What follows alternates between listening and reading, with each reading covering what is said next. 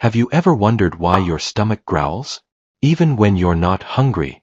That sound isn't actually your stomach asking for food. It's your digestive system at work. Every couple of hours, your stomach and intestines perform a cleanup cycle, pushing leftover food, liquids, and gas through your digestive tract. When your stomach is empty, there's more space for those movements to echo, making the growling much louder. That's why you notice it most before meals. So the next time your stomach growls in a quiet room, don't worry. It's not just asking for food, it's literally cleaning itself.